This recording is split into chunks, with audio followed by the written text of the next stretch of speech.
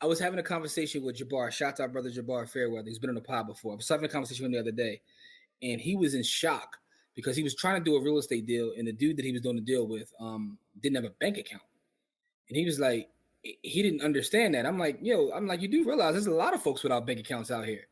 For him, it just didn't make any sense that people out here. He was like, dude literally works though. I'm like, okay. He said, dude cashes his check at the check cash in place, and that's how he lives his life. And he was like in total shock by that. I was like, how long has that check cash in place you're talking about been there? He said for years. I was like, you think how they survive for years? Yeah, I'm like, dude, this is a reality, but that keeps people in that cash we're talking about. That's a huge problem too. But the point is, people are out here really struggling, and I mean, you wouldn't be able to tell by certain things, but when you start to peel back the layers, a lot of it is affected literally by the cost of money. Your point about labor is an interesting point because I don't see how you can even cut back on that at some point because I don't know. It's just interesting times living in. So they might not cut the number of laborers; they'll just cut the rate at what they pay them, right? Because people want to still need jobs, right? And so now you got, people who are working, and it's going to go back to the days where they was trying to pay doctorate. Like we was looking at Google searches where they was paying doctorates $13 an hour.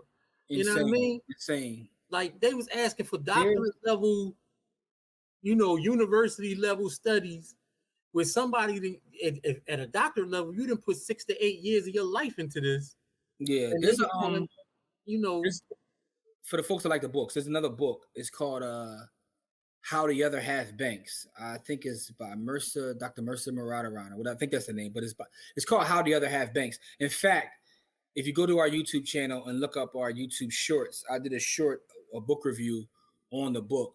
But in that book, she kind of talks about some of these issues, and she actually points to the check cash in place and its effect and how like that just trickles. Everything you talked about at the higher levels with the suppliers, with the builders, all these things, all those costs end up trickling down to who?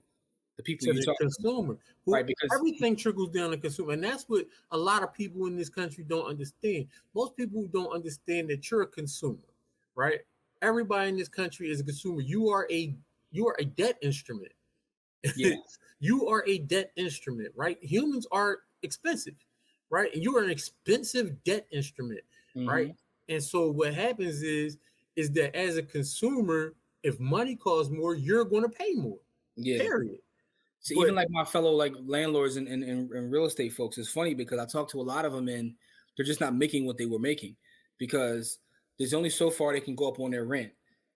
But they without getting rid of good tenants. Yeah, exactly. But but what they're facing on the other side is an increase in taxes, an increase in insurance.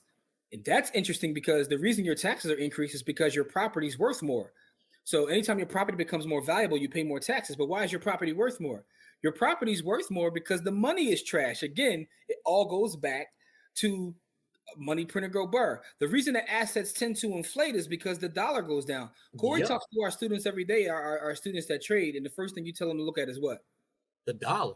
The dollar, right? Because the dollar will give you an indication of which way that I'm not the market moves. The harder money is to get, the harder it is for the market to move in a direction.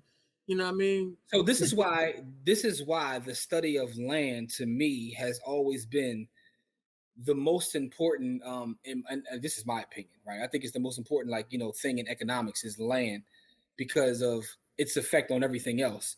Because monetary policy might be moving up there with land.